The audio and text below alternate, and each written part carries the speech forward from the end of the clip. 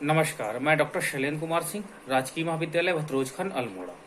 आज का हमारा मुख्य विषय है लागतों के अन्य कुछ समाधानों पर प्रश्न एवं चर्चा करना।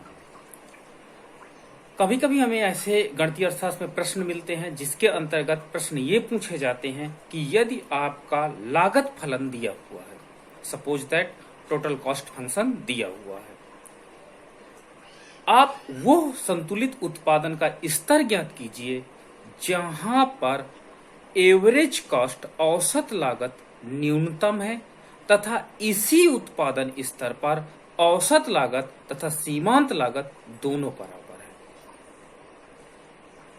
तो इस प्रकार के प्रश्नों को सॉल्व करने के लिए सबसे पहले टोटल कॉस्ट फंक्शन यदि हमारे पास दिया हुआ है तो उससे हम औसत लागत फलन निकालेंगे। इसके लिए हम जानते हैं कि AC बराबर TC बाई Q या X होता है।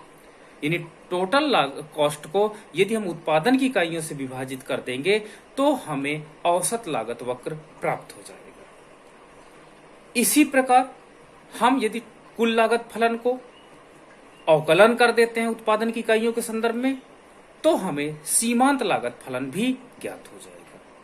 अब हमारे पास कुल लागत फलन से दो फलन मिल गए, पहला औसत लागत फलन, दूसरा सीमांत लागत फलन।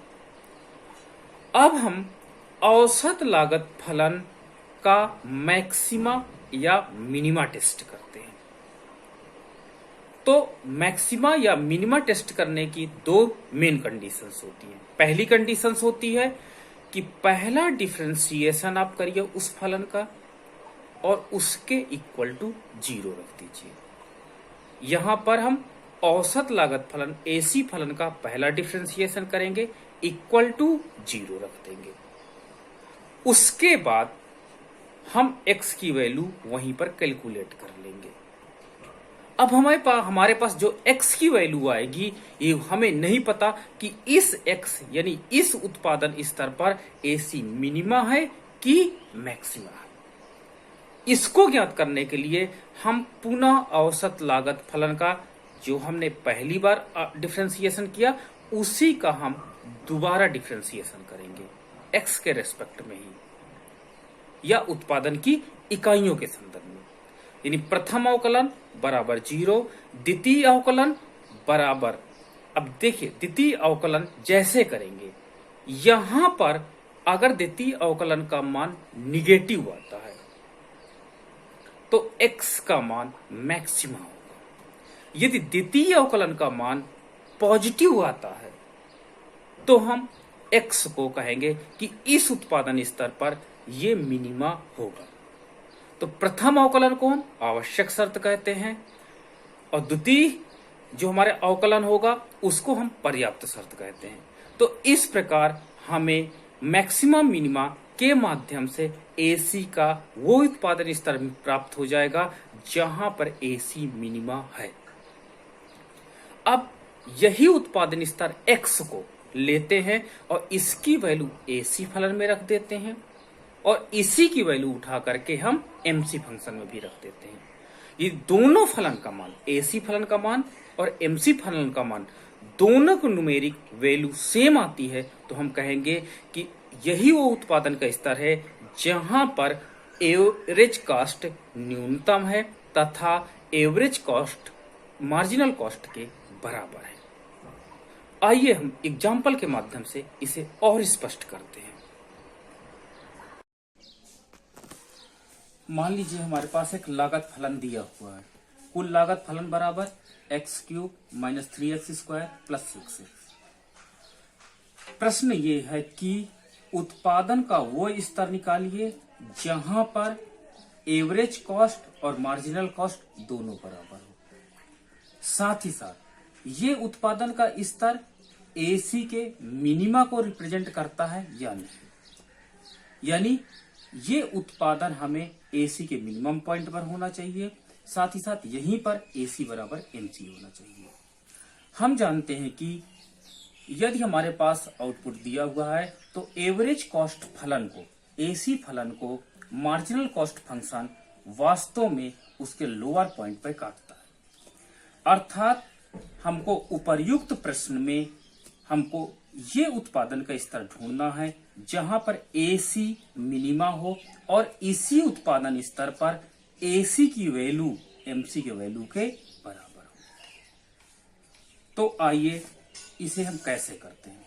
सबसे पहले कुल लागत फलन से आप एवरेज कॉस्ट फंक्शन ज्ञात कर लीजिए। AC बराबर TC बाई X होता है। TC की वैल्यू कितनी है? X cube minus 3x square plus 6x upon x। यहां पर AC बराबर x square minus 3x plus 6 होगा। अब ये हमारे पास AC फलन प्राप्त हो गया है। AC फलन प्राप्त होने के बाद अब इसका हम मैक्सिमा एंड मिनिमा निकालेंगे। फॉर मैक्स एंड मिन, इसके लिए हम दो शर्तें लगाएंगे। पहली शर्त है आवश्यक शर्त, इसके अंतर्गत प्रथम अवकलन करेंगे और प्रथम अवकलन का मान शून्य करना होगा। अतः d upon dx is equal to 2x minus 3। ये प्रथम अवकलन होगा। AC फलन का ये प्रथम अवकलन होगा। इस प्रथम अवकलन का मान शून्य आप रख दीजिए। यहां से आप x की वैल्यू कैलकुलेट कर लीजिए। तो 2x बराबर 3, x बराबर 3/2, यानी ये वो उत्पादन का स्तर होगा। ये उत्पादन का स्तर 3/2 होगा। क्या ये मिनिमा है? अतः द्वितीय शर्त का अनुपालन देख लीजिए। द्वितीय शर्त ये फर्स्ट कंडीशन है, ये आपकी फर्स्ट कंडीशन है।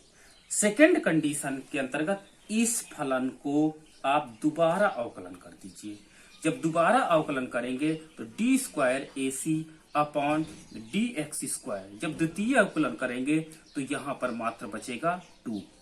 द्वितीय अवकलन का मान धन 2 है, प्लस 2 है। अतः द्वितीय अवकलन का मान पॉजिटिव है।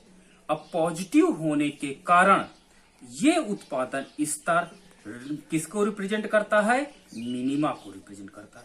यहीं पर अगर इसकी वैल्यू निगेटिव होती तो ये उत्पादन स्तर मैक्सिमा को रिप्रेजेंट करता कि ये उत्पादन का वो स्तर है जहां पर फलन अधिकतम है।